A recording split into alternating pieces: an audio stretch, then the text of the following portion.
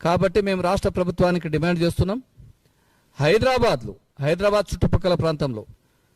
గతంలో మహారాష్ట్ర ప్రభుత్వం పురియాదేవి యావత్మాల్ డిస్టిక్లో 1000 కోట్ల రూపాయలతోని అక్కడ సేవాలాల్ మహారాజ్ మందిరాన్ని, అదేవిధంగా మెరమాదేవి మందిరాన్ని, అదేవిధంగా రామరావు మహారాజ్ మందిరానితో పాటు పర్యాటక క్షేత్రంగా నంగారా భవన్ను నిర్మించి బంజారాల సంస్కృతి సాంప్రదాయాలు, వాళ్ళ వేషధారణ, వాళ్ళకు సంబంధించిన చరిత్రను మొత్తం అక్కడ ఆ ప్రాంతంలో ఏర్పాటు చేసింది. అదే పర్యాటక క్షేత్రంగా రోజు రోజు భారతదేశంలోనే అది అభివృద్ధి చెందుతున్నది. అదేవిధంగా ఈ రాష్ట్ర ప్రభుత్వం కూడా మీరు ఇస్తామన్న 20 కోట్లు కాదు,